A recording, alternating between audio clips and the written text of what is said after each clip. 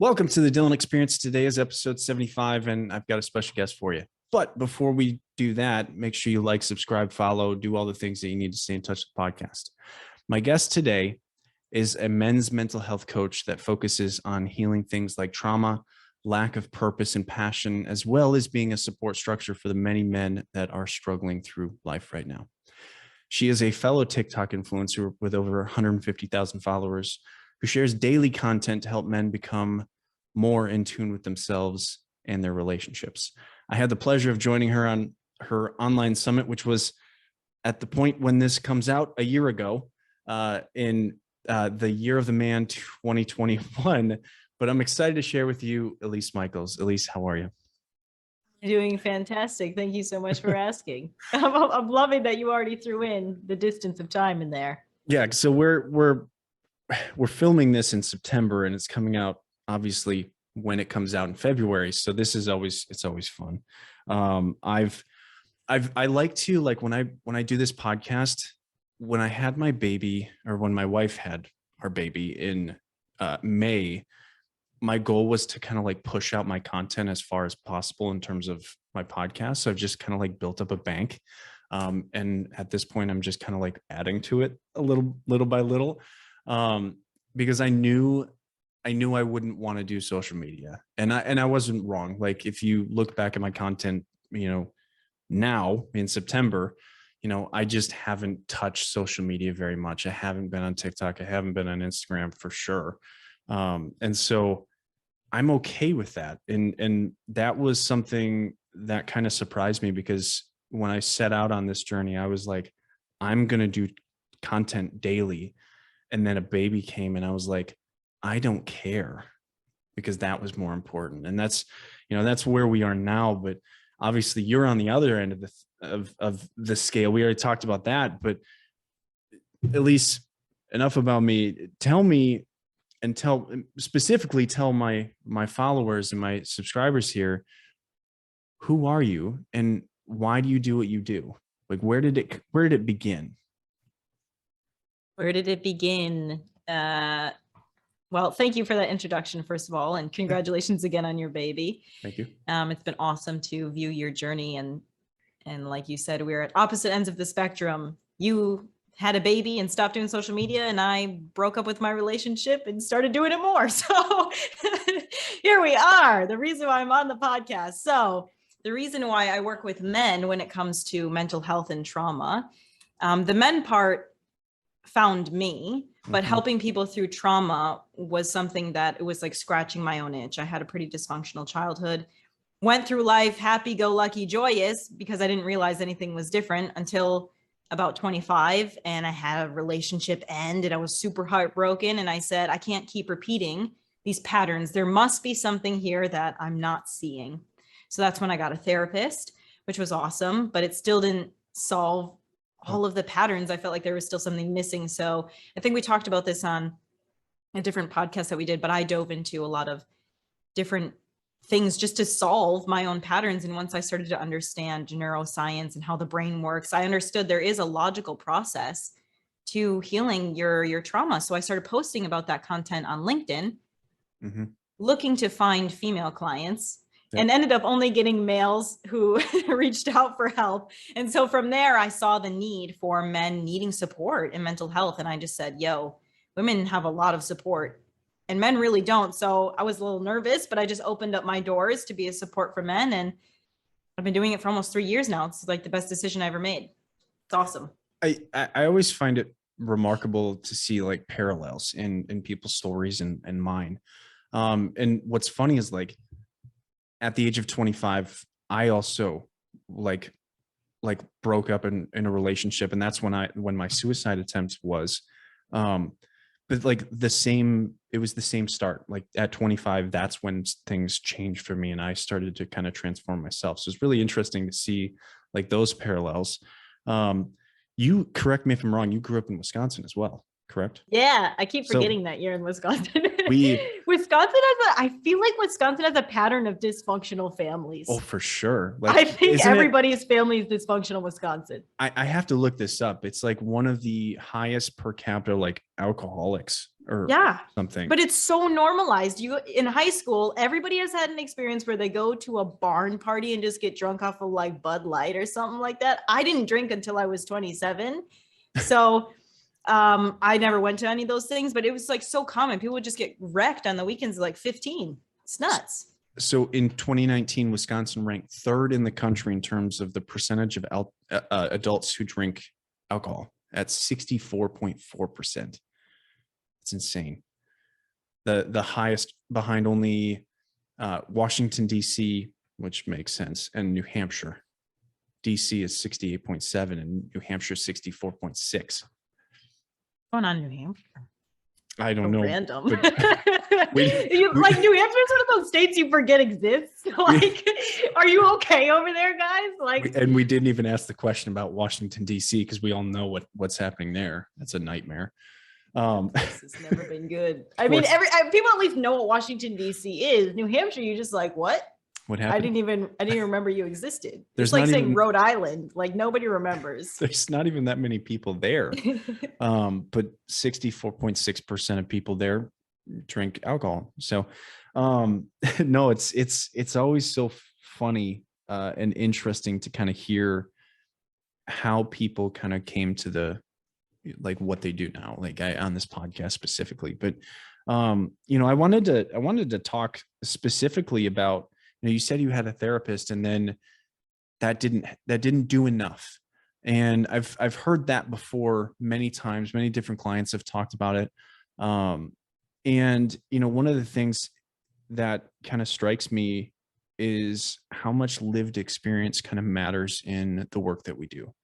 And I wanted to talk to you specifically about trauma and men, and how does your experience, your lived experience, kind of help you, more deeply connect with men on their level and kind of walk them through some of these more delicate issues? I love that you asked this question in the way that you asked it, because you didn't just say, how are you as a woman able to help men? You said, how does your trauma help you understand like what men go through? And I've actually never thought about it before, but as you said that, I think for me, my personal experience, I had to go into a survival mode in a way that was like hyper independent for a long time. So I developed a lot of what are classic societal masculine tendencies, right? Yeah. I got a job from a very young age. I worked on a farm, just like I went into self-support and self-sufficiency, and I became kind of like the caretaker. And so that in answering your question kind of, I think, helps me have a more relatable energy to men, because I get it, because I've worked my whole life, because I understand what it's like to have to take care of people and have the whole world kind of be on your shoulders mentally, emotionally. Like I said, I didn't realize anything was wrong until 25, because my family was not able to handle emotions outside of my happy-go-lucky self. Whenever I broke down, I basically just got yelled at for it and told to shut up. It was like yelled out of me. So I just subconsciously understood that it's not acceptable. But when I look at like my own clients, I never thought about it as like male versus female. And when you're talking about the therapy thing, I don't think about it as experience versus not experience. I think about the way that the treatment is taught. Sure. And this is what I've just learned through my trauma therapy courses, is that the relationship that you have with someone is more important than whatever you're giving to them. Like people talk about CBT or EMDR or whatever it is. And I literally just took a course before I got on this call that said, all of them are equally as effective or ineffective. It just depends on the person giving the treatment. Yep. Yeah. I mean, I think one of the ideas that I've been really been focusing on lately is like the process of healing is deeply interactional. It almost has nothing to do with the actual therapy. It has everything to do with can you, either as a facilitator or as a client, develop a way to interact with this human being across from you that is boundaried and relatable and has this kind of intrinsic trust and start to develop an understanding of where your interactions with yourself, with others, with the world interacting with you, where you can actually start having conversations with people about those things. That is where I think healing really begins. It doesn't begin with, oh, I have a deep childhood wound. It doesn't begin there. It begins with, I'm building a relationship with you first. And when you really come to understand that, you realize that if I can build one good relationship, I can build more. And I can build, I can put boundaries here. If I can put boundaries on Dylan, I can put boundaries on my toxic mother or my toxic father. And if Dylan can do this to me, I can also take that as an example and do it in my own life. And I find that, just every time I step into kind of the workplace, I see more of that every time.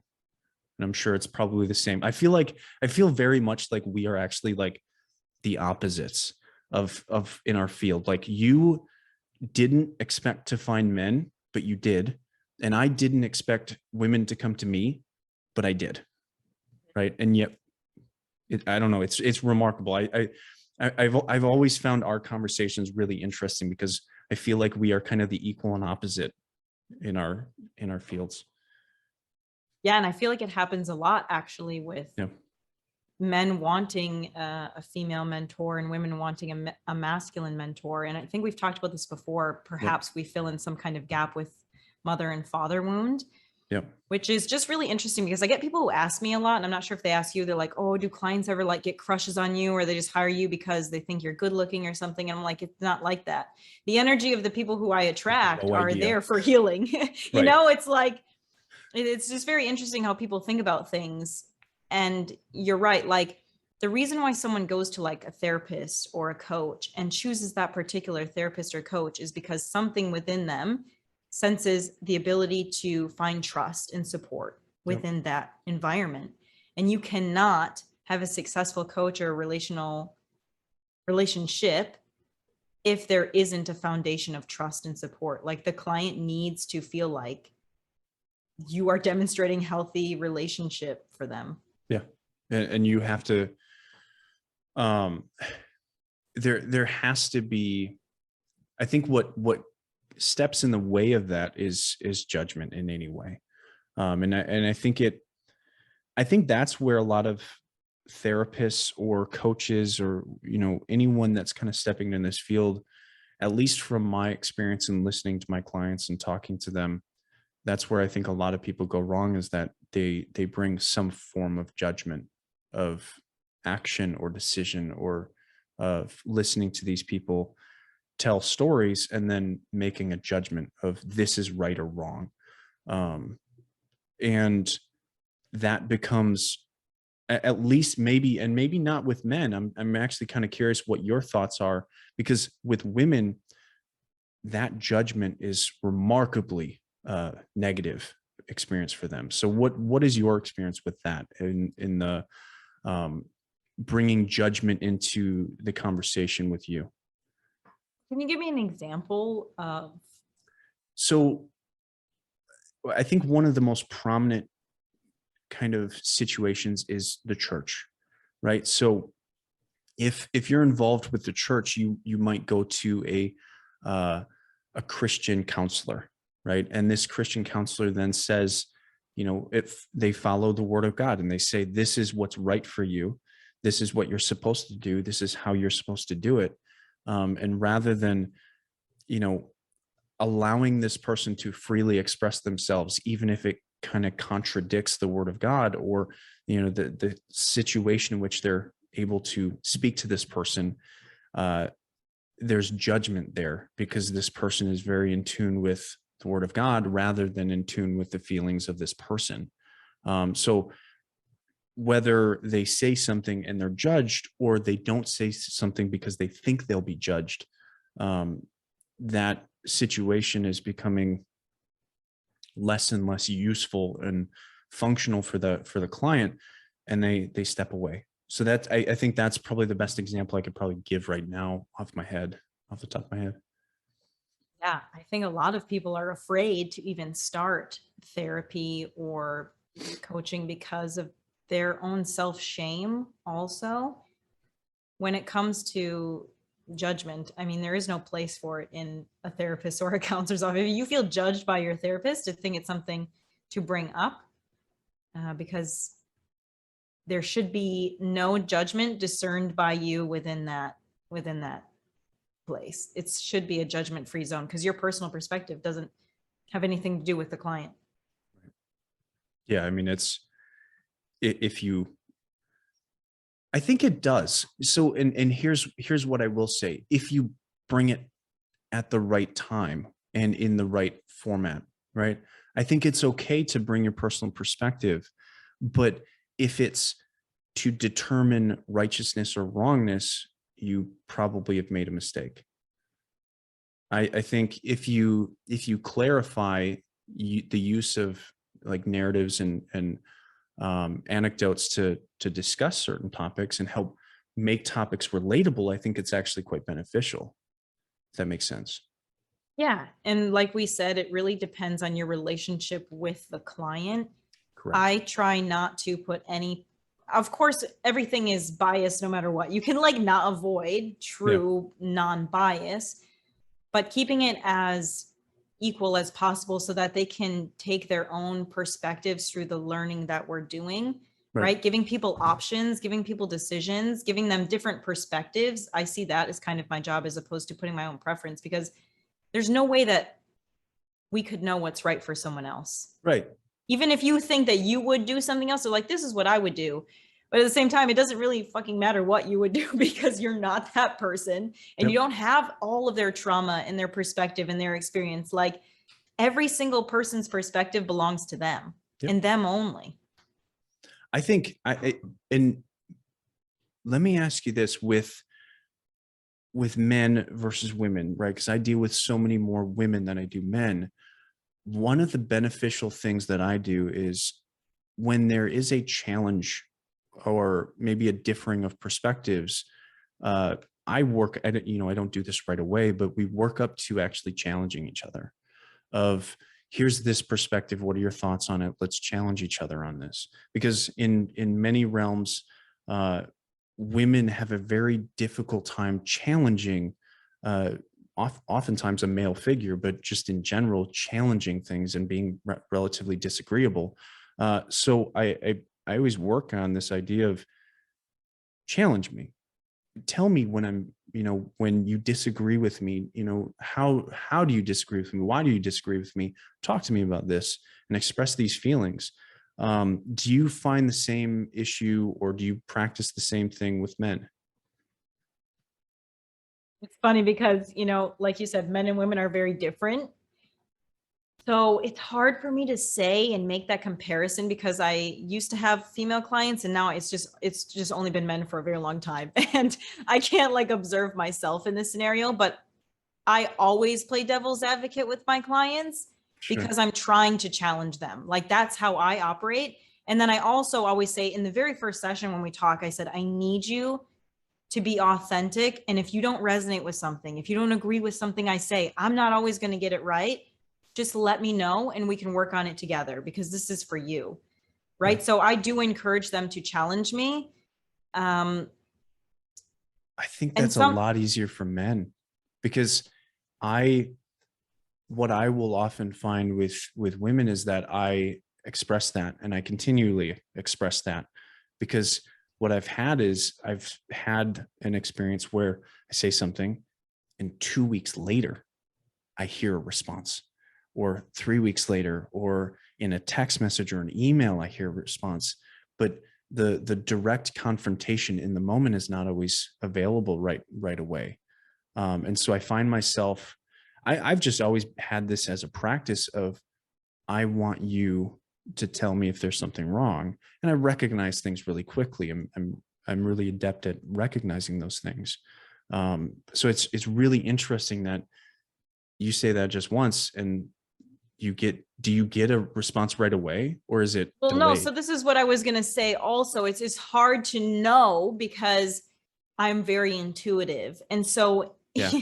it's not necessarily that people challenge me in the moment, but if I sense discomfort, or if I sense, I will like confirm with them, or I'll be like, what is your perspective? Or was I off on this part? And I kind of weasel my way in to getting what they think if it feels off, so I don't let things ferment for weeks. It's just not like, if I sense something, I call it out in the moment. But also because I'm so intuitive, I think it helps whatever I'm saying be more accurate, and I don't try to like put too many perspectives out there before I've just gotten so much information from them that they kind of just, I let them pour first and then I talk, like maybe the last 15 minutes of the session. Yeah. I feel like my experience is kind of all over the place, because I've worked with highly dissociative clients that don't know how to speak. I've had clients that the only words they say in some of our sessions are, I don't know. And very few other words are ever spoken. But they come back, right? And so there's this relationship that's obviously being fostered. And I've had clients that started with I don't know, and then they come in a year later and are like, hey, Dylan, I've got something to tell you, right? Like, and that this transformation has happened from 3 words to 400,000 words in an hour. So it's always interesting to see the depth of it. And I don't only work with women. I've worked with quite a few men, but it's more rare. I certainly, for some reason, attract more women than men, and I don't see that as a bad thing. I'm just trying to help whoever needs to be helped. I walked into this obviously trying to help veterans, and then here I am, just doing what I'm doing, Mm-hmm. But, so where are you going, like with all of this? Like, what is your ultimate your end goal with your work? Obviously we've had a summit before. I know you're going to do that again. But like, what is your end goal, and what is your kind of like big dream that you're trying to kind of accomplish with being who you are?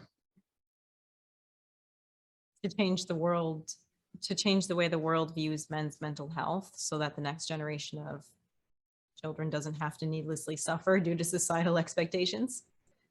I think if we can teach ourselves how to self-regulate and just understand our own authenticity, our own joy, the world will be a much better place, instead of dealing with like a lot of useless subconscious trauma. How do you think we're going to get there? I'm going to grow my platform as big as possible. because I know that a lot of the men I help are fathers. And if I can teach that man how to regulate his system and be more present and understand what's going on logically in his brain and his body, he's going to show up in demonstration of what a healthy man, a healthy regulated system is, but also he logically knows. So he can talk about it and pass it on. And that spreads. It's like pay it forward, right? You have kids, they have kids, the kids have friends, your wife's friends have friends, or partner, or whoever. You go to work, you have people there, so it spreads. It spreads. And you have to be this person yourself in order to continue that message. But I have faith that if everybody kind of selfishly looks to healing themselves, the whole world heals itself. Yeah, I can't agree more. I think it's quite a simple process. I guess other people see it a little bit more complicated, but you talk about these things very simply, and I'm like, yeah, 100%. I mean, it's very logical, right? Like it makes absolute sense. I feel like obviously we're overlooking something because it hasn't happened yet, right? Like what do you mean it's happening?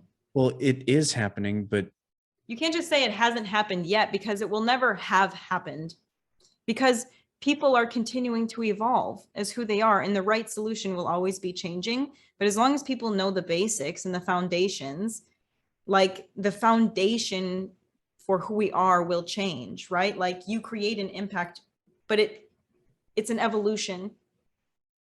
Certainly, but I think also the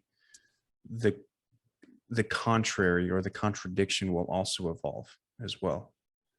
There are people that would work against us.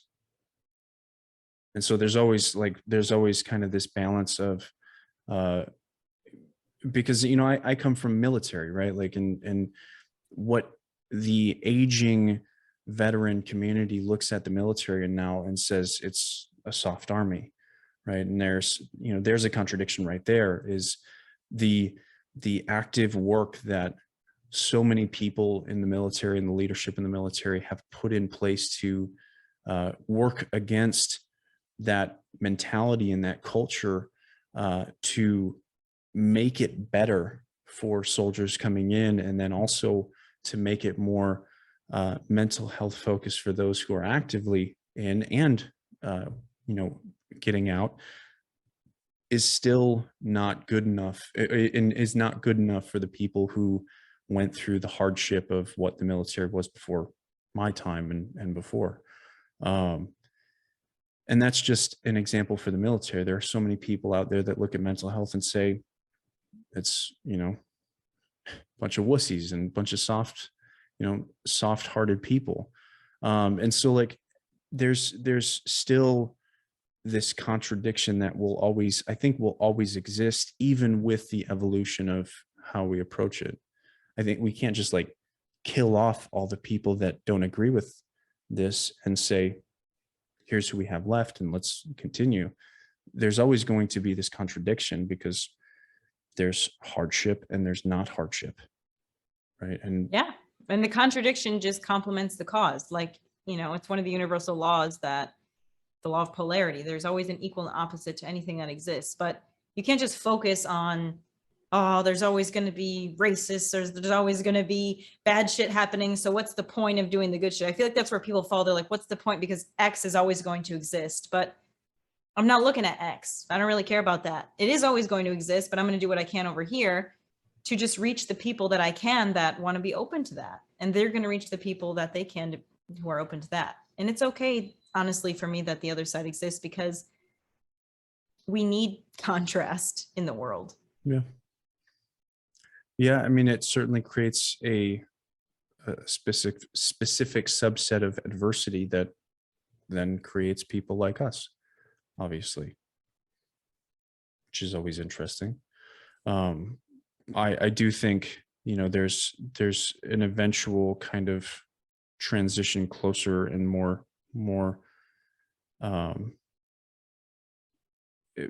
openly to the idea of mental health, and I think social media is a really big fundamental key to that.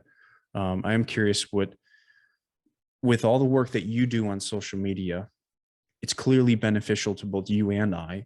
How do you kind of feel about that contradiction of, is social media good or is social media bad? And what do you feel about that? I don't look at the world in such black and white perspectives anymore. Mm-hmm. Because it's just a tool, just like anything else. Like a gun is a tool. Good or bad is determined by the person wielding the tool, Mm-hmm. right? So when I want to jump back onto what you just said about like the movement of the mental health, because I have a particular perspective on that, which is I feel like it's going towards, people want to just eliminate suffering altogether. They would just want to eliminate anything that could make anyone suffer, anyone feel any pain. And so I feel like we are becoming quote unquote soft, because we're not teaching ourselves that pain is okay and how to just be able to endure and understand that pain is necessary and it's okay. And that's really what I try to teach through my teachings, is like, hey, when you come into session with me, it's not going to eliminate pain for the rest of your life, because hardships are going to come, but you're going to feel really equipped when they do. You're going to feel prepared and you're going to know that you can get through this. But I think the way that social media and like society is going is they're trying to eliminate any form of discomfort or suffering or pain for anybody. And I think that that is going to collapse us, because it makes people feel like they're incapable. And when you have countries that feel incapable, then the people who have planned that take the lead and use you against yourself. Yeah, I certainly can't disagree with that. I think one of the things I really like to highlight in this conversation of social media is I think this idea of accountability right now is that we're kind of in this situation where, you know, it's funny you kind of brought up these people that are kind of manifesting this idea of putting people in this space. I see right now social media as kind of this outlet for all of these people that are looking at the world and saying this is really fucked up, and recognizing that and kind of putting people on blast for it, like we've never ever seen in the world before. Like we've never had the outlets that we do now, where, you know, Joe from down the street can take a video of a cop that's beating the shit out of someone that he doesn't need to beat the shit out of, and post it to TikTok, and there it is. Which I find that quite remarkable. I find that really interesting to, you know, to be able to have that power and that kind of reach to do that. And I think it's really opening people's eyes to certain things. I think it's opening people's eyes to sex trafficking and human trafficking. I think it's certainly, obviously, you and me are right here, trauma, domestic violence, you know, all sorts of different things are kind of being revealed. And I find that remarkably interesting. And I find that really beneficial. But there's also things that I think are, there's that interconnective kind of subset of what social media is doing is also, what is it called? You know, like the entertainment aspect of social media is also, what do you think? Can it be quite destructive? Once again, I don't think in that black and white, because Well, listen here. that's not black and white. I mean, Well, it is, destruction. because it's like, can it be destructive? So it's either destructive or it's not destructive. And that's kind of like a black and white thinking. But I just want to point out, like, destructive. Right. But there's a spectrum of destructive in everything that you just said, because maybe people are more aware of sex trafficking, but with more attention on sex trafficking, it also enhances sex trafficking. It enhances racism. Like, people don't understand this. Like, when you bring more attention to something, you put more energy into something, and the awareness enhances the thing at the same time as it's trying to destroy it.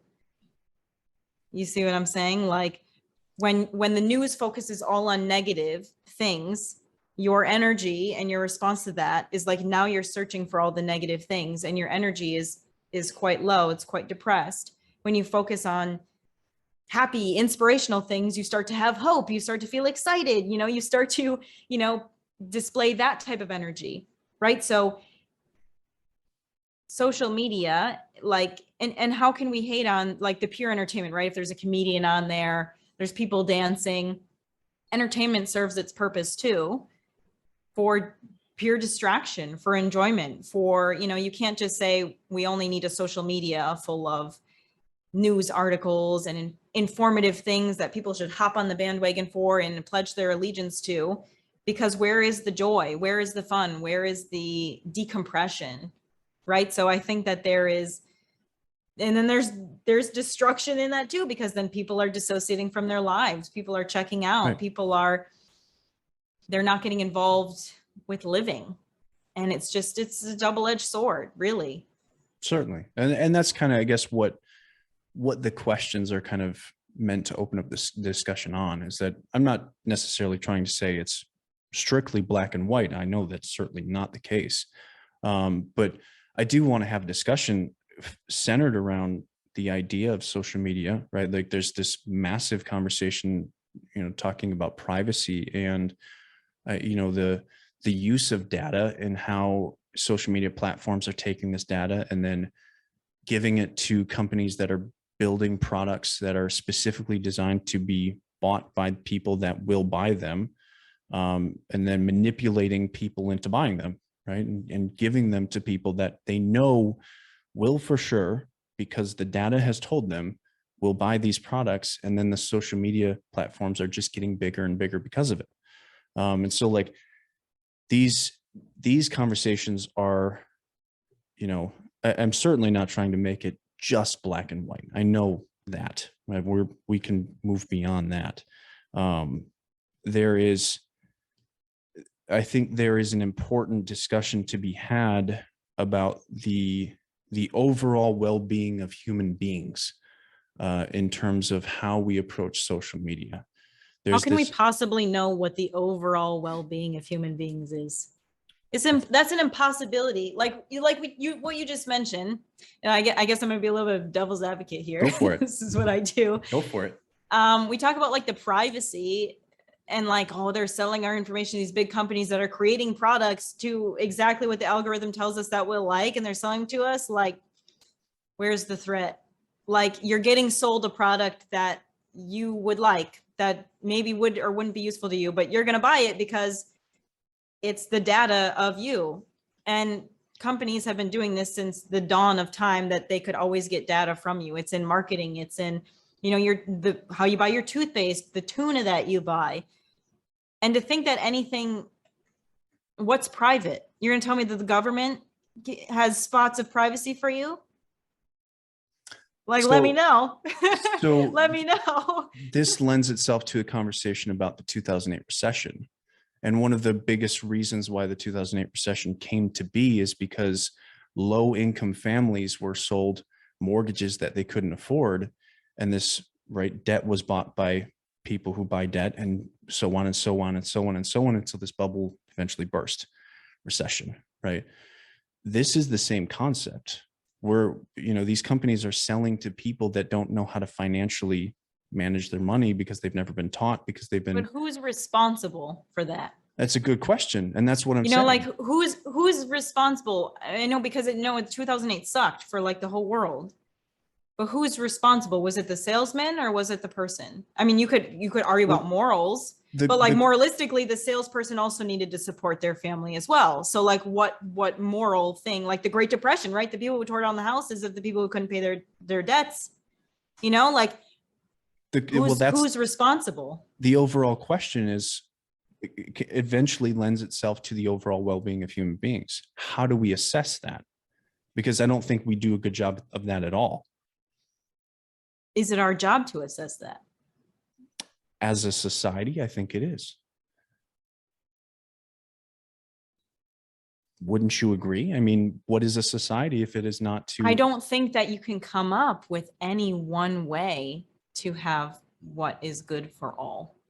Well, no, I don't think it exists. I mean, I think as a society, the best way that we can operate, like how you're talking about, is what we're doing is teaching people how to live their best authentic lives, because everybody was so focused on being in their joy and being resilient and being happy.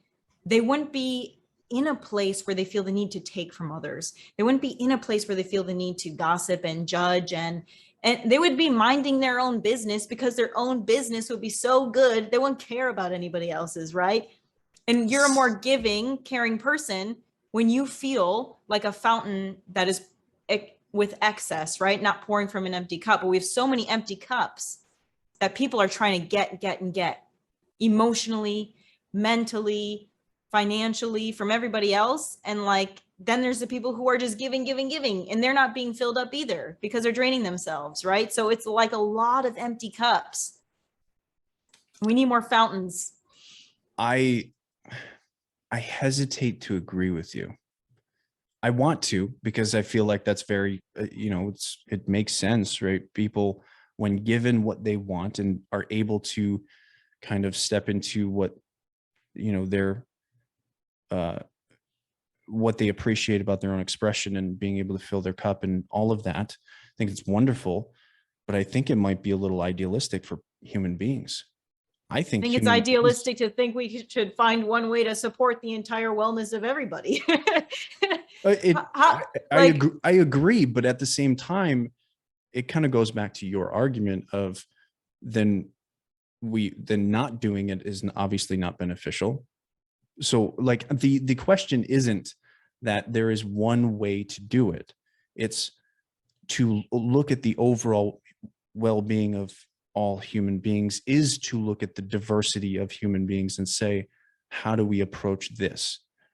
But what I think is how we've built our society, specifically America, obviously you're in Mexico, but I think America very much struggles with this right now because of what we're talking about, social media.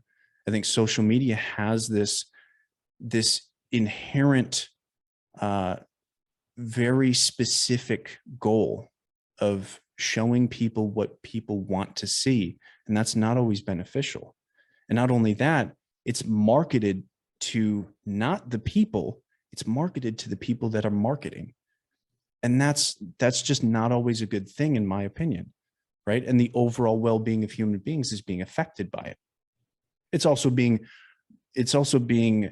affected in good ways and bad ways and neutral ways, right? But overall, I think there's remarkable problems that are not being addressed. Right. Well, you just brought up a really good point that I think a lot of people don't understand. And I didn't even understand this until a few years ago, that the algorithm does not drive diverse thoughts your way. Right. So the algorithm just drives your own perspective. It's like mimics the reticular activation system in your brain. If you think about a new car that you want, suddenly you start seeing that new car everywhere. If you think about negative things, you start seeing negative things everywhere. The algorithm mimics you. So if you're someone who likes Nike shoes, you're going to start seeing advertisements for Nike shoes everywhere. You're going to start seeing people who wear Nike shoes or who are branded by Nike shoes or are sponsored. If you have an opinion about something, like you think basketball is stupid, you'll start seeing memes about how basketball is stupid, right? Like, and it drives you. And then you feel, like you said, like almost self-righteous because your perspective on whatever thing you've pledged your allegiance to, you finding all this data, but it's not making your point actually true because you're not actually getting the well-rounded fact. All you're getting is more of what you already think, which is driving the polarity of us. But at the same time, America's not the only one that has social media. The whole world has social media. And yet other countries, well, but other countries seem to be more stable because you brought it up, right? You're comparing countries. So what then? Like, what is the difference then? I'm not comparing other countries. I have no right to, because I've only been to few countries. I know America relatively well. I've traveled around America and I talked to a lot of people from around America. I would never say that I know any country any better than America. I don't, right? I know Afghanistan, right? I know what happens when a country falls apart. I've been there, I've seen that. And so, you know, I see a different subset of humanity. And that is one that is in desperation, right? I don't see humans as necessarily just good beings. People are not just inherently good. People have to work to be good, I think. And so this necessity for,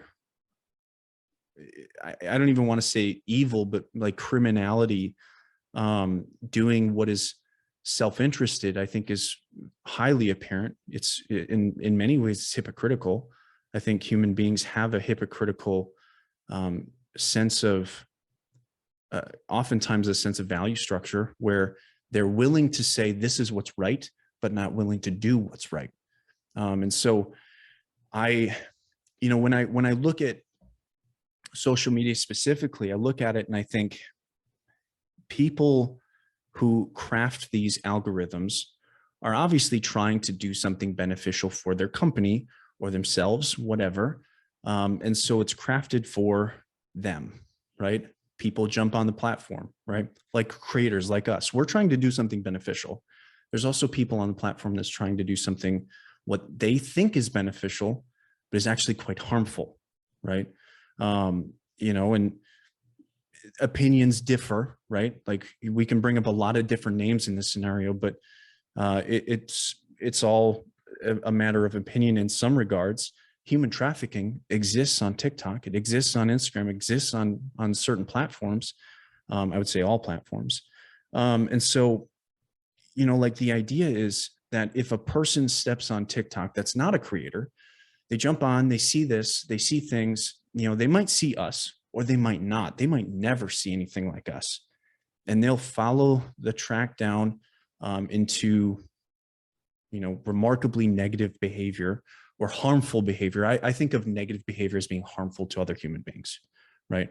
I think you can live your life without being generally harmful to other human beings, i.e. physical harm, right? Like physical danger. I don't think like breaking up with someone is necessarily dangerous or harmful, right? Let's get that kind of relatively clear. And that person may never see, I think, what is the beneficial side of social media, which is people like us who are trying to actively shift perspectives, create critical thinking, empathy, the big kind of, I think, human characteristics that create goodness in human beings. And it continues down this road of self-interestedness. And I think that can be remarkably dangerous. This highly intensified individuality and self-interested thought process can be remarkably dangerous to relationships. And so it's going to be remarkably dangerous to society. Right. Well, and I should have precursed mine by saying like beyond operating on a survival mode, because when people are just trying to survive, you turn into an animal. Like your self-interest becomes destructive because you're literally just in survival, right? Like if you need food, if you need shelter, if you need water, you're going to turn into a not human because you're just trying to survive. And so my foundation for saying that is operating out of the idea that people have their basic needs met. And I think when people have their basic needs met, you're going up the hierarchy of needs of relationship and self-actualization and self-interest, not coming from a place of being wounded, but wanting to heal so that you can be better for others. And I think social media can step in the way of that. Social media also hands you what you're looking for. So I think, like what you said, some clients I've gotten, they get on my calls and they say, I have no idea how I found you. The algorithm just put you on my feed, right? So like, I just don't think that we can totally blame social media or the algorithm for like what people find and what road they choose to go down. And sometimes it's just because the soil that we're planted in is so toxic and so dark that we don't have any idea how to go a different way. But if you're in that environment, whether social media is there or not, that sounds like the environment that you're surrounded by. And at some point, perhaps something in your life will push you to choose something different or take a look down a different road. But I think social media might actually help with that because like feeds like TikTok and Instagram do give you a little bit of diversification. And all it takes is your interest to click on something to be like, oh, that's different. It's quite rare though. I think only recently has that happened. And I don't know if I can really trust the numbers that have come out about, this platform gives diversification of thoughts. And so like, I'm not saying that I fully blame social media. That's certainly not what I'm saying. But my question is, how would social media kind of implement managing that? Like the dangers of polarity are obviously, you can look at 2016 as being something remarkably polarized. Society has got to a point where nobody likes each other on either side, even though when you look at like the reality is like most people can have a conversation if you keep politics out of it.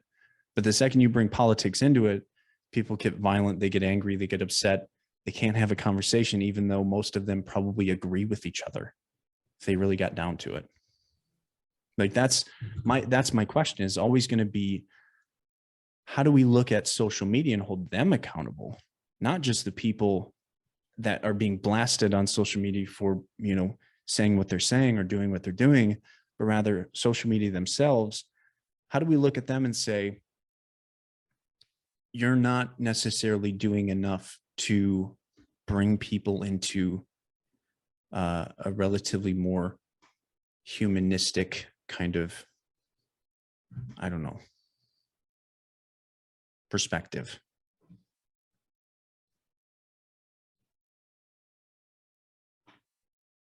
Well, what would you say to that? Because social media is not in control. I mean, there are companies just like any other company.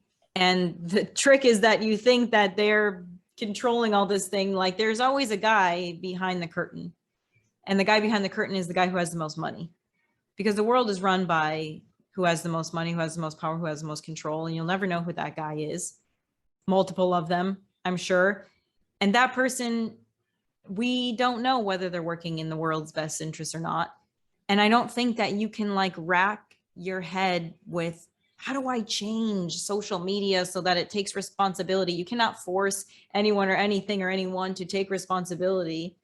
All you can do is take full responsibility yourself, I think, and demonstrate it as much as possible, and encourage people to be in the way that, you know, like be the change you wish to see in the world, because it's a losing battle to try to get others to change in your will, in your way, unless you're forcing them to do it, unless you're blackmailing them to do it.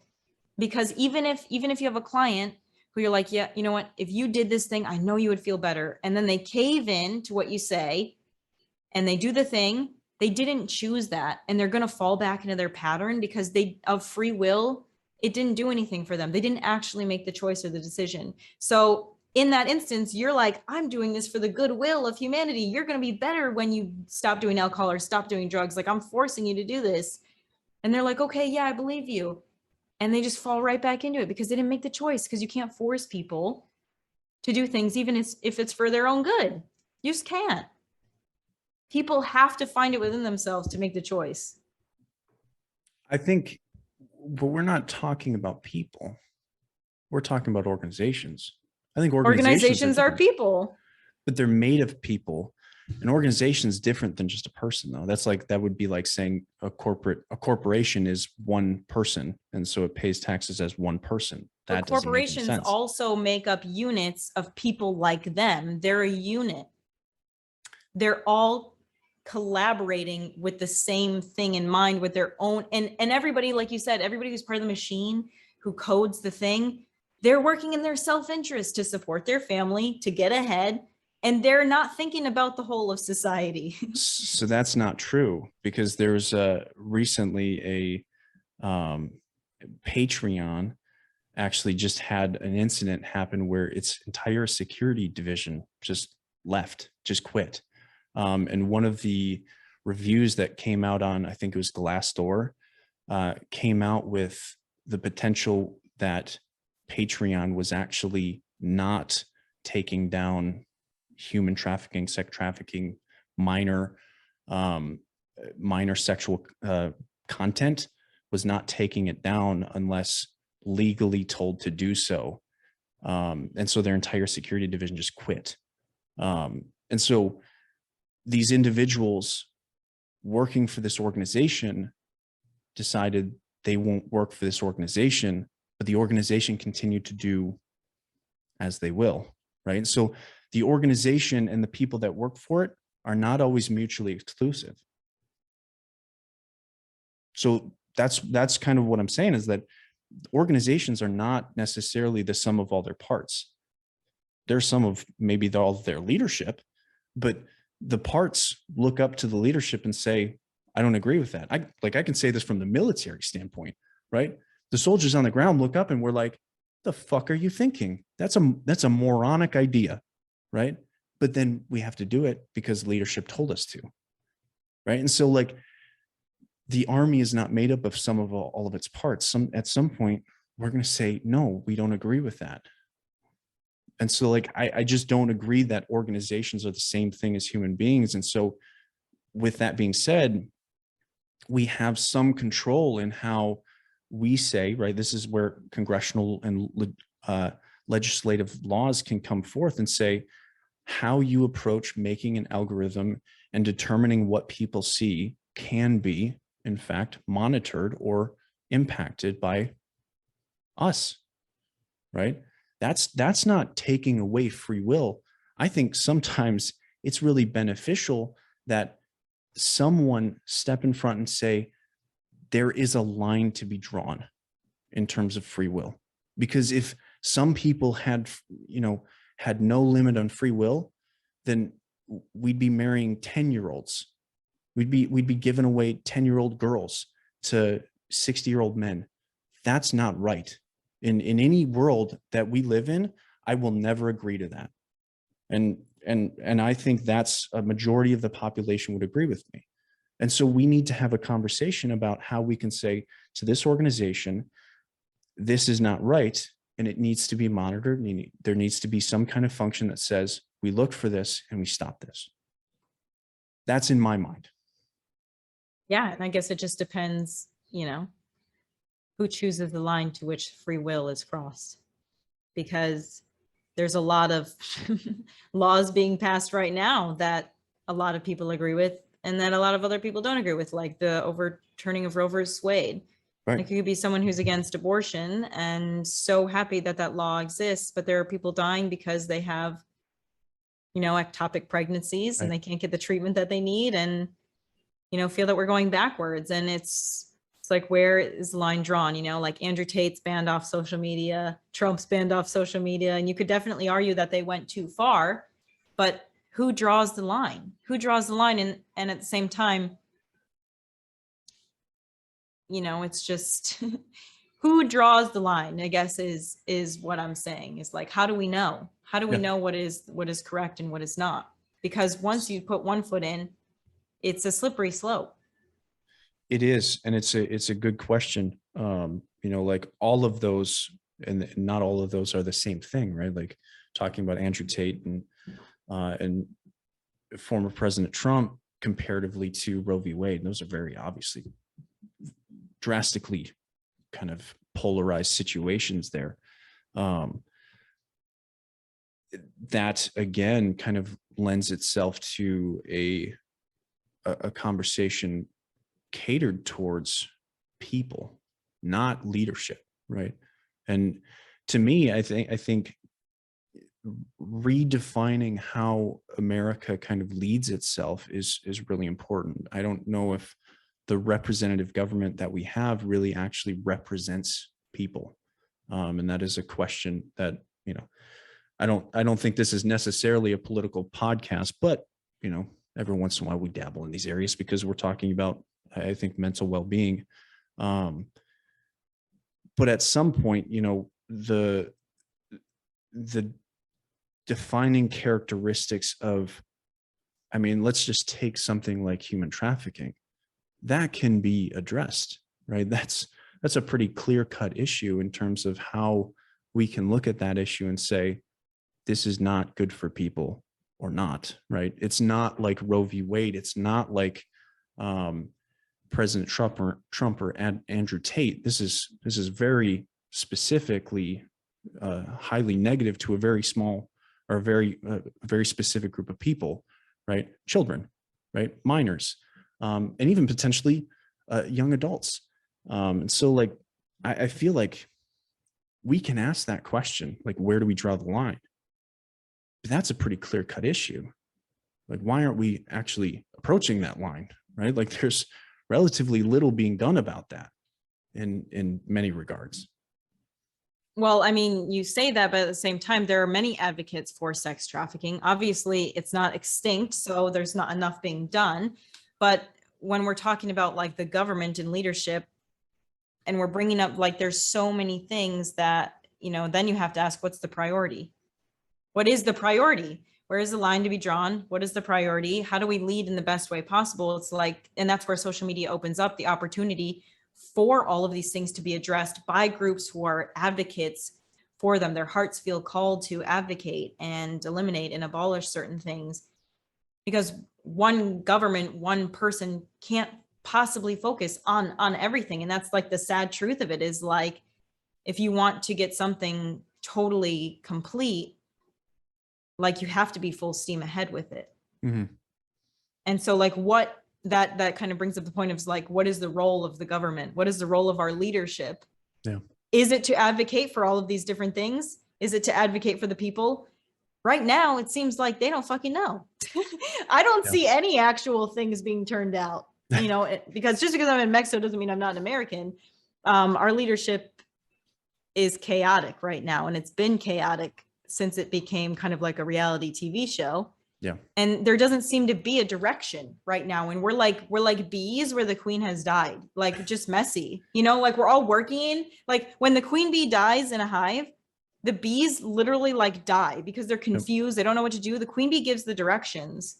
So that's what we're doing right now. We're like spinning in circles. Everybody's like got their own agenda, and we need to know what the plan is. And that's always when, and I'm sure, like, correct me if I'm wrong, but pattern would have it, that's when always there's a war that starts, because war brings unity. Like there needs to be a cause. And we're getting into conspiracy theories now, but certainly, yeah. When COVID happened, something that could have been something to unite people and just drove the dagger deeper between it, like exploded the division. And now we're here over 2 years later, and damn, like where did it go? Like it's almost like that plan was scrapped and just like on to the next, you know what I mean? Yeah. And I really think that 2016 really kind of implanted something that I don't think we've really grasped yet. I think that polarization that kind of started with and it had probably started long before, but I think it really came to a head in 2016 when, these two vast groups of people said, we can't like each other anymore. And, obviously COVID is still it's still there. It's not necessarily always blue versus red, right? Republican versus Democrat. It's now, did you take the vaccine or not? And it's both of those things, right? It's, are you Democrat? Are you Republican? Did you take the vaccine? Did you not? And now there's judgment there, and it's scary, in many ways. Like I look at all of this and I wonder if we are going to be able to kind of remedy I think the cultural wounds that we've kind of crafted. I don't know. Well, it's September now. This comes out in February. We'll see. We have a few months to let this percolate. Yeah. I don't think so. I don't think it will go back to the way it used to be. I think things can only continue moving forward. I mean, that might sound pessimistic to whoever's listening to this, but I think realistic. I think there's going to be a crash and a burn. And I think the crashes and burns, though, always unite people because we're united in our pain and our misery. And I mean, if there is a crash and a burn, I don't want to be all depressing about it, but it feels like if there's a crash and a burn at this point, it's going to be bad. It's going to be bad because people are tired also of the huge division between the rich and the poor. The middle class is constantly getting crushed, man. Not poor enough to get help, not rich enough to survive, and just good, hardworking people that are just struggling. Yeah. It's hard. It's hard out there. So it's like, but you say that and people get real scared. People get real scared instead of standing in their power and be like, okay, what can I do? What can I do to because we shouldn't, and this is the whole plan from the top, right? The trickle down is the plan to get everybody afraid, everybody crazy, so that when the hat drops, they have nothing to look forward to except for who's going to step into leadership. And that's kind of what I think we have to be worried about, is who's going to plan to step into leadership the second the hat drops, because the whole world is in despair. Mm-hmm. And if the whole world is in despair, they lose their thought that they have personal power. And they've spent all this time fighting against each other when they should have just remembered, hey, this is my fellow brethren, my fellow human, no matter what race, culture, whatever you are. And let's work together to unite, because what is it? Ununited, we fall, when we're not united, we fall. Right. And yeah, I think if there's anything you can do is get real comfortable with your neighbor, and make friends Yeah. with them, and build a community, just like Elise and I have done, and and use that community to bring good to the world. That's all I can say about that. Do you think anything will happen like The Purge? Have you seen that movie? I have, and I I feel had like, this. dude, I feel like it's becoming realistic almost. I I'm like had getting a this. little nervous. I don't have any guns or anything. I had this conversation with, God, I want to say, I think it was Jonathan McClernand. I don't remember exactly who, but we talked about violence, right? And like there's this human capacity for violence, right? I think a lot of people think it's learned, and I think it's not. I think it's innate. I think there's an innate sense of violence because we're animals, right? All animals have an inherent capacity for some kind of either relative violence or escape, fleeing, right? Obviously, because we all have a fight or flight response, or it's built into like what they are, right? Like some animals are meant to be eaten and then become parasitic or whatever, right? Like there's a capacity for that is their survival. Us, I think, is violence, and we are the most efficiently violent creature on the planet. And if people don't pay attention to that, I think I think you're losing out on something that could really be a problem for you. So I think it's remarkably important that we have some kind of outlet for violence, because we have inherently evil human beings on the planet that exist, right? Like Hitler didn't come from nowhere. Mao Zedong didn't come from nowhere, right? Like, I don't care if you're wounded or not. Like, there's sociopathic and psychopathic people that want to kill people, want to harm people, want to rape people, sexually assault people, control people, manipulate people. And those people are inherently dangerous to society, especially if they're put in leadership positions. And we've got to figure that out, and so, like, do we do the purge? I fucking hope not, right? Like, I hope that's not what we choose to do. If anything, like, what is the UFC? It's the gladiatorial games of ancient Rome, right? Right. Put people in there, right? Make a I was just gonna coliseum. say, like, we need outlets for, like, we're trying, like, this is part of what I said in the beginning. We're trying to avoid any places of pain or aggression, like, just like how video games used to get blamed for aggression a lot, but like some of these things you have to understand are outlets. Yeah. Outlets for what's inside of you. And instead of shaming the drive to like want to hit something, because I like work out like almost every day. And sometimes, like, working out gives you a boost of testosterone, like gets your energy going. And like sometimes I want to fight something, not like because I want to kill or harm someone, but you just get like ramped up, dude. You're like, dude, I just like want to hit something because I've got this excessive energy. But like, instead of shaming yourself for it, like you join a boxing class or my Thai, or you put it towards something. And I think there are countries that require you to join the military, and I wonder if that's part of something that they've inherently known or built into their system. It creates culture and it creates loyalty to the country, and it also puts a very direct area of where to harness aggression, harness that internal, warrior, that fight. It's Right. very interesting. Yeah, I mean, you look at how cultures developed militaries in the past, and it's very significant rite of passage in many ways, right? You look at tribes going back to 20, 30, 40,000 years ago, and there was always this rite of passage to become someone of value, of not necessarily going out and gathering berries, but being able to be violent, going out and being able to kill your first animal.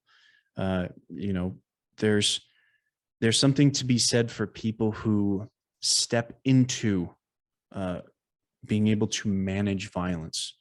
And I think it is a powerful place to be, because if you can't manage violence, that's, I think, remarkably negative for society.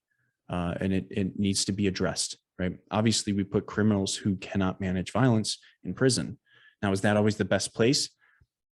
That's certainly something to be discussed and debated, because I don't think it is. But what else are we going to do with them, right? At this point, there's this entire economy built on prisons right now that is definitely up for debate. There's certainly better ways to handle it, I'm sure, but we just haven't done it yet. But violence is, I think, the key kind of structure that I think is an underlying issue, but is something we don't talk about. And it's always been something that since I started studying sociology, it's always been something I talk about, but it feels like nobody listens to it, right? And yet it's a bubble that no one wants to touch for fear that it may burst. Yeah. But it's kind of like how I think you said you've taken suicide training, obviously because you've had experience with it. But when I took suicide training, they say most people don't want to ask people if they're suicidal because they're afraid it's going to cause them to do it. When actually that's the exact question you have to ask someone. You have to bring attention to the thing that you fear. Yeah. You have to bring attention. You have to say, when people are going through something like this, usually they're thinking of committing suicide. Are you thinking of committing suicide? And when we're talking about, violence and stuff like that, we like to skirt over it because we don't want to touch it. We're afraid to touch it. Yep. But no, there's a lot of violence that's going on. But even deeper than the violence, it's like what's causing the violence. And we go all the way back to the start of the conversation is a lot of wound, a lot of trauma, a lot of division within families, right? Lack of parents, mother or father, but a lot of, I think I read a study that all the school shooters didn't have a father figure. So it's very important that we look at this shit. Look at the importance of us being family units and being there to support one another. And like you talked about the rite of passage for men, that tradition was lost, so there are some traditions that should be lost, right? Like 13-year-olds marrying 60-year-olds. That was a thing. Don't forget, it was real. Yep. But there are things that, have completely been eliminated that maybe we should still have to keep our society healthy, to keep a healthy culture, to keep us bonded. Yeah, I agree. That's also a hard, goes back to what you said earlier, is right. We're trying to eliminate suffering and not embracing it, not understanding it. I absolutely agree. I mean, I didn't name my book Defy the Darkness for no reason, right? I think darkness or the struggle or pain, any of that, right? Any synonymous words in there are going to happen, right? Good luck trying to get through life without going through any kind of fucking pain, right? Because the first time you lose somebody, you're not living, right? Like you either died young or you lived in a box, right? Like you're going to lose someone and it's going to be painful. And so you have to learn how to understand it, compartmentalize it in some capacities, process it, overcome it, live with it, learn from it.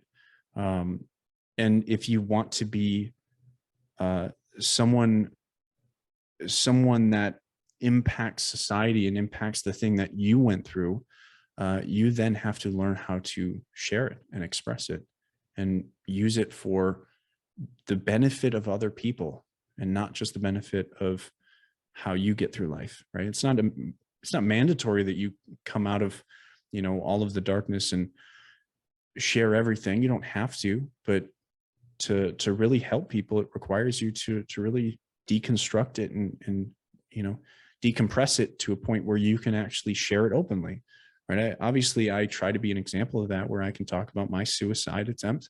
I talk about my father, and when he ended his life when I was 6. Like, I talk about all these things, and that is not always easy. If anyone's listened to my podcasts or the podcasts I've been on, I've cried, right? I've cried openly and talked about all of these things in many different ways. I was on a podcast the other day where I cried about talking to my mom about almost ending my life like 3 days before, and even, almost 8 years after all of this happened, I still feel it, right? And I feel like it'll probably continue, because the more I talk, like when I start to consider my daughter, oh my God, right? I start talking about Grace, and the emotions just well up because it's a different kind of conversation now, right? Like that's the remarkable thing, is that the emotions adapt to how you represent and express yourself. And if you don't allow your emotions to adapt, you never really learn about who you are. Because I didn't realize how impactful it was to have this little baby and to recognize that I never thought I'd get here. Never thought I would be in a position where, one, I have a wife, like never thought I'd get there. Never thought I'd live past 30. Here I am, 32. But I never thought I would have this little baby girl looking at me. And that's just, I mean, there's just nothing else like it. And when you really recognize that, that comes from actually doing the work and sitting down and saying, where am I going wrong? And addressing that. And you know, we need to continue to have deeper conversations. I love that we've challenged each other in so many ways throughout this podcast, to the point where, you know, we're trying to kind of dismantle certain things and deconstruct and understand certain things. And, you know, will we always agree on everything? No, but you know what? We're having good conversation. I love it. And I appreciate it, you know, and we're able to continuously dig deeper, and that's beneficial, right? We hold each other accountable to, you know, here's where I think you're not paying attention, and Dylan, here's where I think you're not paying attention to certain things. And we always kind of keep each other aligned when we're able to emotionally regulate ourselves, right? Which we did through difficult and sometimes challenging conversation. And we benefited from it. I benefited from it. I don't know about you, but I did. Yeah. And I love that. And because here we are, you know? Yeah, absolutely. And I'm so grateful to have met you and to, you know, be in the presence of a man who takes so much ownership of himself as a complete human being, not just the work and not just what society expects of him, but your emotional capacity, your ability to feel things, your ability to express those feelings in a very vulnerable, very relatable way. You know, my eyes teared up as your eyes teared up. We're co-regulating each other, but I really felt that, man, because, you know, like, I think a lot of us have experience with our own personal ideations of suicide. And when you said, it like choked me up when you said the part of, you know, thinking about how I never thought I would get here. I've had those moments quite a few times in my life, but also when you're talking about being married and having a baby, it wasn't until just this year where I started thinking that might be a possibility for me at some point, because it was an idea I rejected my whole life. I said I didn't want it. I'm just going to be solo. I'm going to be independent my whole life. Maybe I'll have a life partner, but I never having no kids. And it just like, I've done a lot of, you know, the work always continues, our self-work. And so like, since I came to Mexico like 6 months ago and had my relationship end, and I did even more internal work and ended up like meeting someone who I felt different about, who made me feel different about the way that I perceived life and what was possible for me. And maybe that what I wanted wasn't to just be alone, and it wasn't, and like, because I realized the reason why I wanted that was because I had so much dysfunction, and I'm afraid to pass that on. No matter how many tools I have, being a parent terrifies me.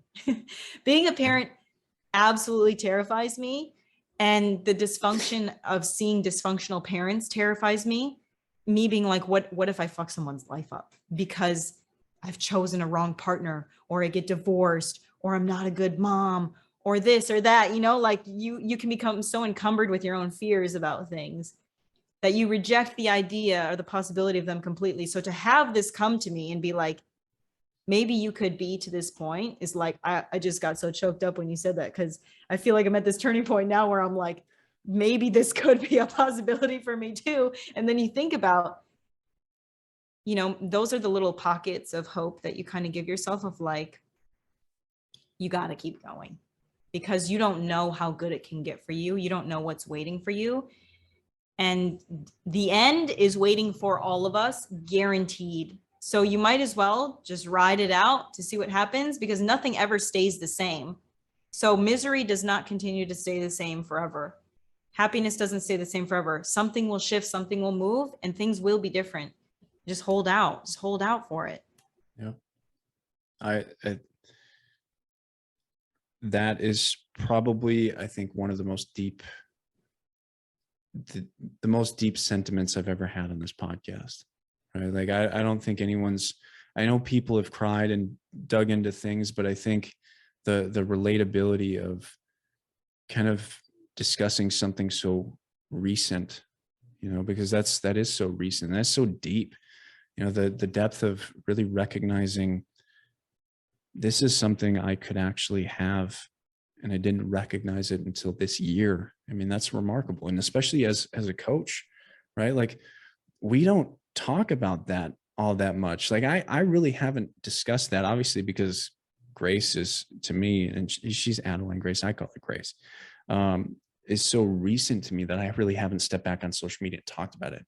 I've talked about it on podcasts, but most of the podcasts aren't going to come out until like later this year, right? So, it's so, to me, it's so important, that these anecdotes, these thoughts, these feelings come out about us, because we're humans, right? We're, as much as we're like the kind of the authority figures in talking about trauma and doing this work, we are also living our lives. We're going through our own traumas. Just last year, like, talking about my life, like, and I know we've talked about this, but we lost 3, right, before we got to her. And I lost a soldier last year. One second. I lost a soldier last year. It was a hard hit. Lost a grandpa. I was in sniper school and I lost my grandpa. Passed away before I could make it home. But those were there through all of the work that I'm doing with clients, and we don't always have that time and that that opportunity to work with someone else all the time. Like, I'm thankful that I have my wife. My wife kind of is my outlet, and she's been remarkable. But those traumas are still there, right? The breakup was still there for you, and we don't always jump out and be like, you know what, this happened, right? I'm a human being too, right? And these conversations, we are representations of the very values that we hold and the values that we teach people, right? I don't want to talk about those things, right? But the requirement of who I've become and who I've made myself, right? The first 25 years of my life, I was, no, you do not talk about it. And the last 7, 8 years of my life has said, fuck you, Dylan, you're talking about it, right? And so I force myself in some regards to counter the very weaknesses that I know that I have, to learn how to express myself, to know whether it's right or wrong to express myself, and here, this is my podcast, so I do whatever the fuck I want. And so I express myself here, and if people don't like it, it's up to them. They can leave me a review. If it's not good, that's fine. I don't do it for them, right? Like, this podcast is purely for myself. And I've said that before. I've said that many times. I don't think I'll ever change that.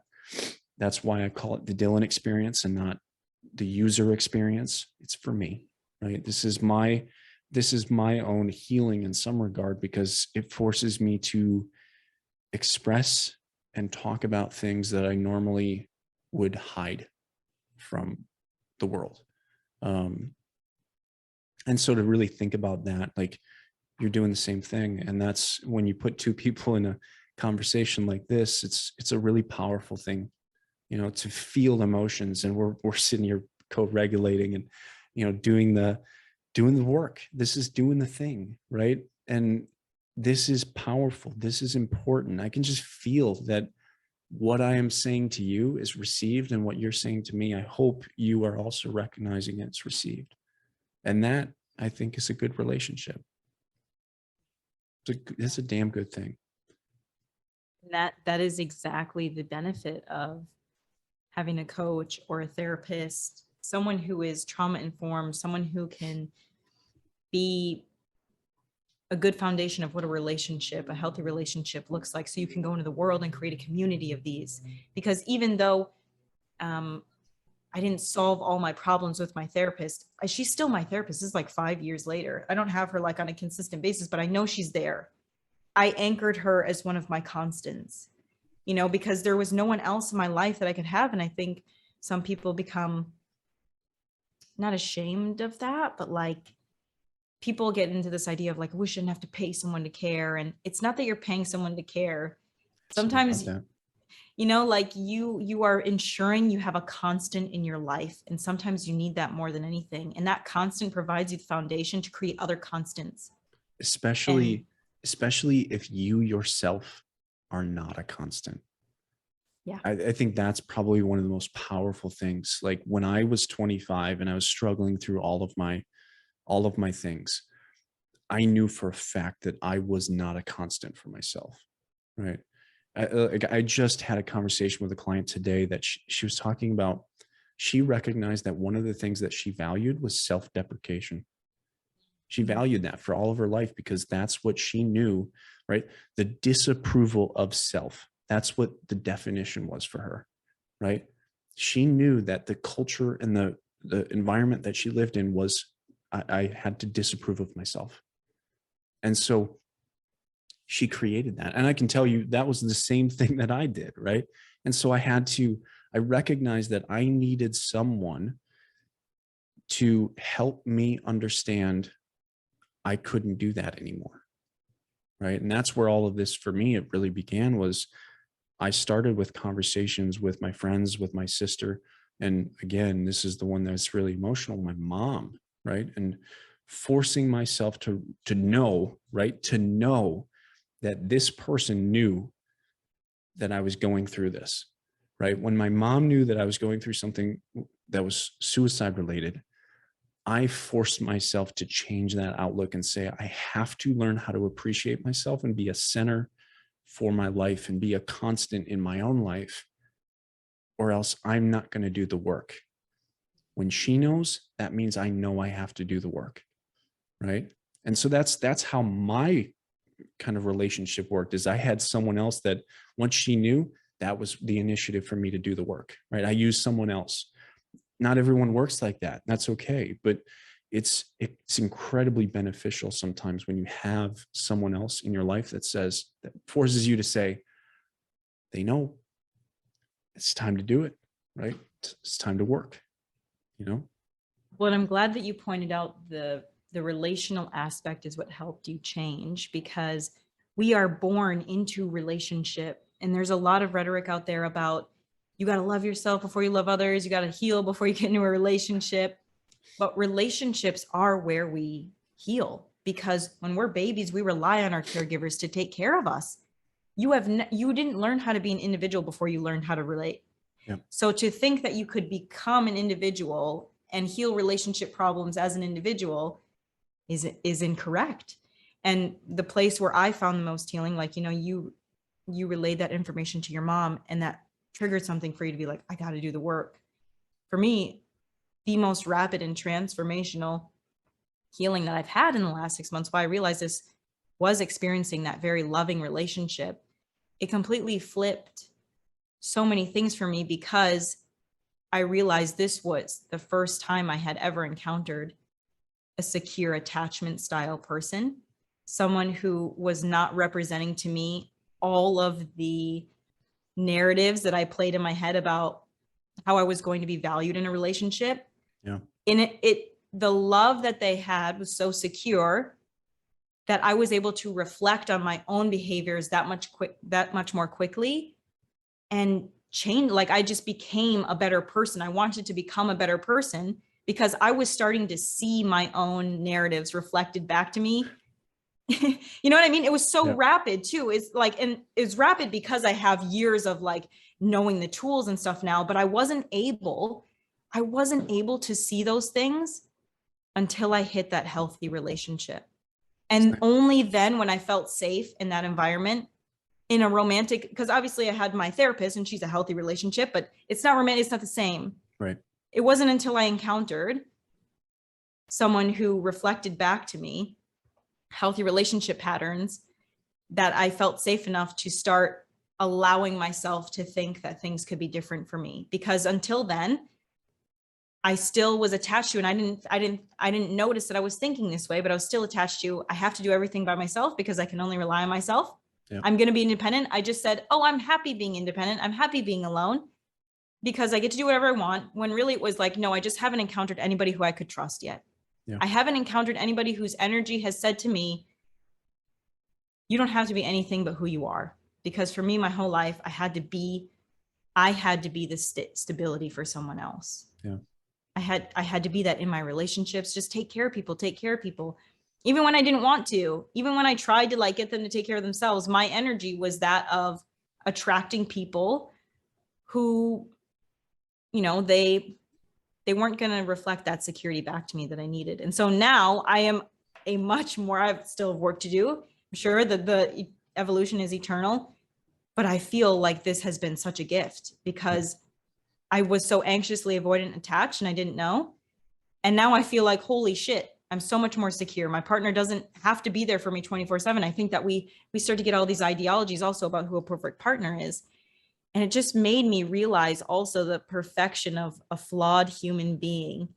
Your perfect partner will never be perfect. Like they're not a perfect person. And how wonderful is that, that it's okay. Actually, sometimes they're actually going to hurt me, even if we're in a healthy relationship, and it's okay. How do they respond is the important part. And so within this dynamic has been, I think you can heal a lot within love, within real love. And I think the world is trying to heal a lot by avoiding pain. And in the same way they avoid love, you're kind of like avoiding everything. Yeah. And when you avoid, you do not heal anything. Yeah. Well, I think in the avoidance of love, you actually find yourself not defining it. And so you end up in relationships in which are created in such a high rate of speed, and even without speed sometimes, that you really don't sit there and say, what is your definition of love and what is mine? And do they actually mesh, right? Do they actually react to each other in a combative way or non-combative way, in a collaborative way? Right? I think, you know, if we can really sit down and define love, like me and my wife have done this, like what is our definition of love? We kind of built it together. Mine is, it was action without expectation. And she was like, yeah, that makes sense.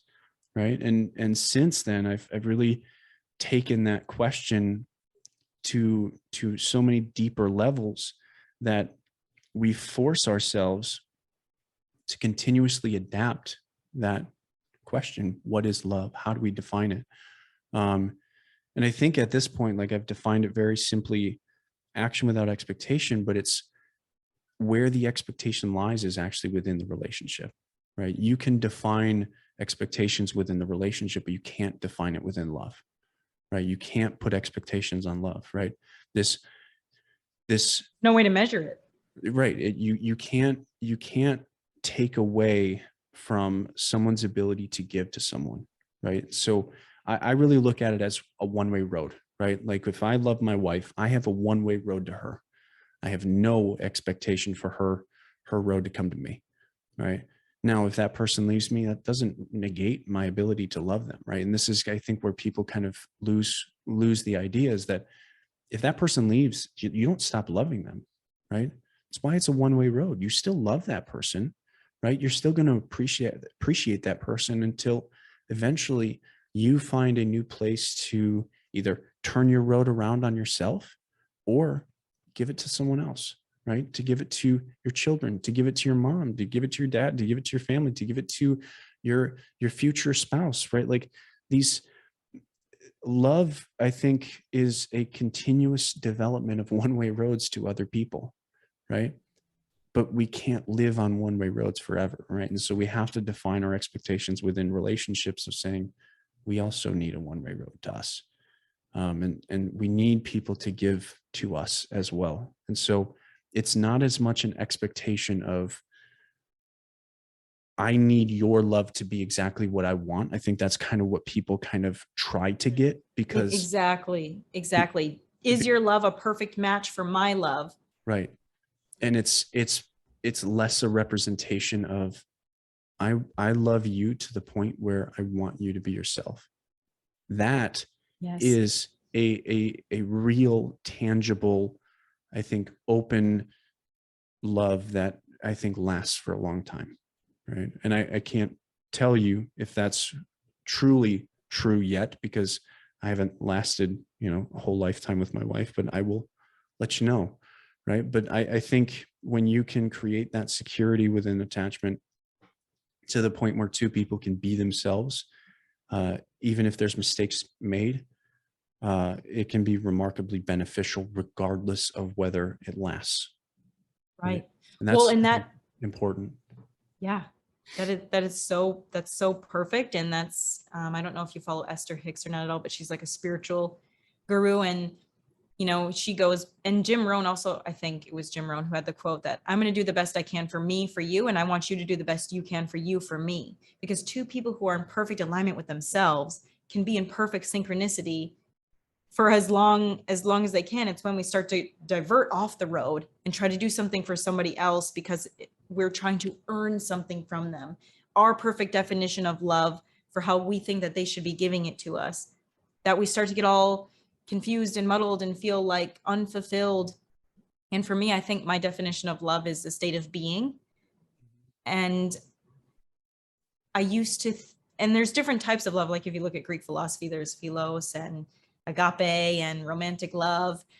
And I try to actually be in a state of being of like, how much love can I just emit with my energy every day? Because I used to try to, I don't know, maybe limit it because I had a dysfunctional family.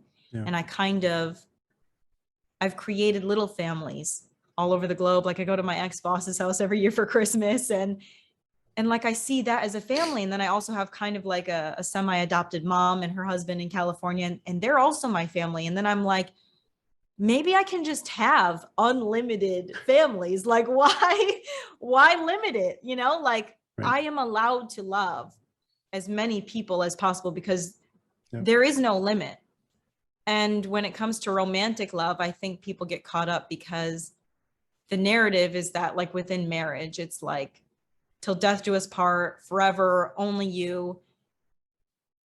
And I feel like it makes people feel like they're limiting their love when really, like, if you think about like love as a state of being, and I'm just going to love because I love the feeling of love and giving, then you don't feel like, oh my God, my love is limited that I'm receiving, right? If you feel unlimited for what you can give, you feel unlimited for what you can receive, even if it's only from one person. And you're not judging the type of love then that they're giving because you feel like, oh, okay, I married this person. They have to fulfill all of my needs and wishes exactly as I want for the rest of my life because I've chosen them and they're the only one that I can have. So you must be perfect exactly for me. And I think people they forget that there's another human there. Like they can do whatever they want. They're going to grow into whatever they want. Can you hold on to your commitment of love even through the things you don't like about that person? Because some things about that person you're not going to like because you're gonna be like, wow, that's a little weird and I really don't like it, but do I still love them? Sure. Like all their other things add up to this person that I love, even if I don't agree with this one thing. And is that okay? Because the less judgment you hold about your lover, it's really representative of the judgment you hold about yourself. Yeah. It's a collaborative interaction, right? The love that Val and I had created in the beginning is not the same love that we, continue to manifest now. We still have these conversations about certain things. Like we actually downloaded an app the other day that like continues to ask us questions about us, right? Some of it's intimacy, some of it's, relationship focus, some of it's like future focus. So it's like we continue to define our love together. It's not about necessarily what is my definition now, right? Because it might change, right? In 20 years, when I have conversations with 20,000 people about what's your definition of love, me and Val might have changed it because of that, right? Because I come to her and I say, well, here's an interesting thought that I had today. What do you think about it?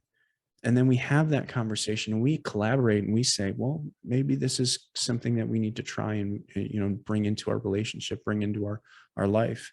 It's not about death do us part. It's about creating life until we die, right? The death part is an afterthought, right? You have to create life to get there, right? And if you're thinking, oh man, death do us part, huh? Oh, that's a long time. Yeah, then you're just like biding your time, and then you're going to be biting your fingernails going like, oh my God, something's going to shake you because you're not focused on life. Right. That's not enjoyable. Right. The art of creating a life is enjoyable, right? When you really step into it, when, the same things that you're talking about is when you approach yourself and then you create and collaborate. Right? When you address your issues, right? Like defy the darkness, right? There is darkness in you. There is evil in you, and you need to address it. You need to focus on it and understand it, and appreciate what you've been through, approach what you've been through. You need to feel what you've been through. If you need to be angry about it, be angry. If you need to grieve it, right? Grieve it. We've obviously talked about and covered that topic already, right? There are certainly things that I still need to grieve, and Val, right? And we continue to have those conversations, right? We still talk about miscarriage. We still talk about the people that I've lost in my life, the people that she's lost in her life, because it is, again, a collaborative interaction. We have to create it together, because if we don't, we're literally creating two separate lives that eventually spread apart and they go their separate ways. And if anyone thinks divorce is something that kind of comes out of nowhere, you're clearly not paying attention enough. No, right? Never comes out of nowhere. It happens again, and it's something small that happens again and again and again that you didn't appreciate, that you didn't approach, that you didn't talk about, that you didn't address, you didn't express yourself. It's all the little things coming to a head, and if you didn't see it, if you didn't see it coming, you weren't paying attention, right? And it's collaborate. I mean, that's the biggest recommendation I can give. And obviously, I don't know if my answer is right or not, because we'll see in the end. But so far, so good. Yeah. Well, I love that. And one thing that I would like to point out about what you're saying too is the success of a relationship does not depend on its length. Yeah. Because I think that even divorce can come in a very collaborative way. Like if two people are going about their lives and they've just really grown apart, you can consciously choose to separate. However, like you said, if you think it's suddenly sporadic, it never is. And I talked about this on a different podcast with someone where they said men tend to minimize a lot the problems that are brought to their attention. But if your partner is bringing something to your attention, it's because they want it to be addressed. And what men will do is either they'll minimize it because they're like, oh, it's not really a big deal. Like I didn't take out the trash, and minimize and minimize and minimize. Right. But then that's kind of like a cut in your relationship each time. Or they take a personal responsibility, try to solve it in silence alone. And there's no collaboration in either of those. And the relationship has a slow and silent death. Because that is your partner's way of coming to you and asking you. Also, if your partner is usually coming to you for something, unless they're consciously like aware, they're going to bring something up to you like right away. But usually if they're bringing something up to you, people like really tend to fight conflict. So if they're bringing something up to you, it's not even just that one thing happened. Chances are it's probably been bothering them for a while, even to bring it up. And so if you dismiss that, it's like dismissing and invalidating your partner's attempt to reconcile that little thing in the relationship. And you need to just reconcile every time. It's like the mini reconciles that happen that keep relationships together. It is. It absolutely. I love that you, it's a great analogy, great discussion. The lack of collaboration in both of those examples is perfect, right? You can't minimize something and you can't just try to do it all on your own like that. Neither of those are bringing your partner into the conversation. And that is, again, kind of goes back to how are you approaching yourself, right? Are you afraid to express in that relationship, to even, potentially approach criticism right? Approach doing something wrong, right? Like feeling certain things, right? Like those are conversations that, again, like if you can't do that yourself, bringing your partner into it could be highly detrimental to you, right? And so like you've got to find ways to, if you can't approach the conversation to express yourself there, you need to start somewhere, right? You need to find some way to learn, right? And this is what we do, right? Like we teach people the words, right? Like if there's anything that I am, I don't always just, I don't heal trauma, not always, right? Sometimes I teach you the words to help you heal yourself, right? So that you can actually learn how to express these thoughts, how to write about them, how to read more about them, how to fully grasp the use of expressive words and emotions. And then you go find someone that can actually benefit you, right? It might be your wife, it might be your husband, it might be your best friend, or it might be your therapist, right? Like I work with multiple people that have me and a therapist, and it's a remarkable combination, right? It's an important combination because sometimes I give them a very different perspective, obviously, right, than most therapists, which is probably a good thing, right? And therapists give them a different clinical conversation than I do, which is a good thing, right? And so I just I love this conversation. I feel like we could probably have this conversation for another couple hours because I feel Like like a this Joe is, Rogan my podcast. God, right? You know, like I didn't name it the Dylan experience because of the Joe Rogan experience, but everyone tells me that talking to me is an experience. So I just named it that. Yeah. But it is becoming that. But we should probably save some of this for another time. Probably, you know, Another time capsule podcast. right, another time capsule podcast. I'll see you a year from now. At some point, right? Well, you'll see me in a year from now, but podcast won't come out for like 2 or 3 years, right? Like Yeah, at this wow. rate. Wow. We'll see. We'll figure something out. But Elise, I just want to thank you for obviously just being who you are. It's remarkable to kind of meet the, I don't even know how to say it, but the equal and opposite of me on the female side of things. And I think what you do is incredible. It's fantastic, and it's so important. If I can't reach men, I'm glad someone is, and I hope that someone finds some benefit from this and maybe reaches out to you. I'd love to hear that. Before you go, obviously you need to answer the question, the last question, the only scripted question, which is, if there was one message you could leave the world, what would that be? I feel like we just answered so many things to leave the world in this podcast.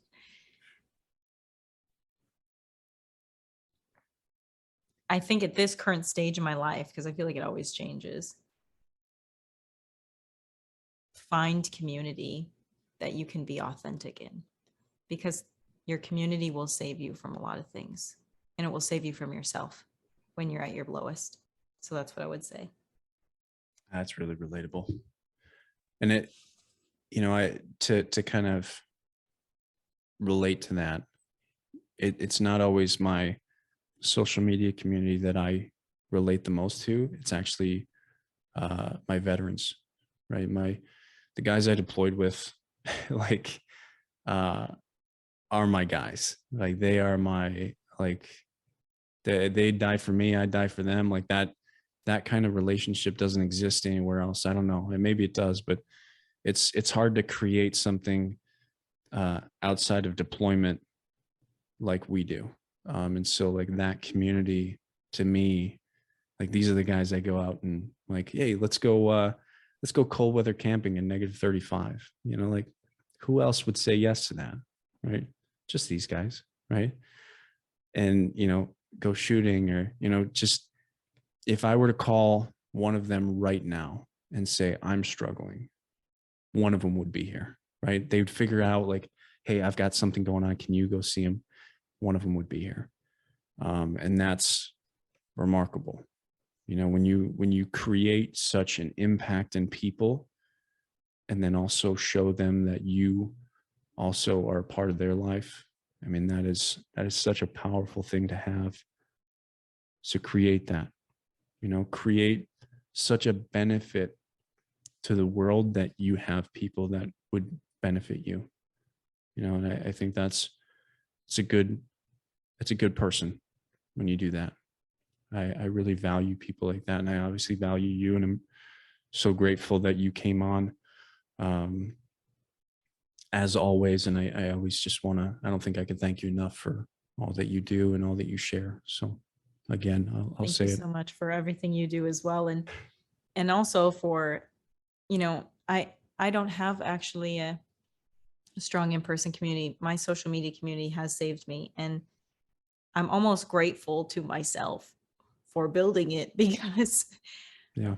I had to create a community where I belonged. And you gave me a chance at the beginning of my social media journey. I think I only had like 40,000 followers, and you had like, I don't know, 500,000. There was like no reason for you to like say, hey, I'll do this Year of the Man Summit with you, or I'll go on your podcast. I was like really shook. I was like, oh my God, Always he's talking to me. I feel so small, like, why is he giving me the light of day? But you gave me a chance, and now here we are, right? And like, like I'm grateful to you for being the person that you are, and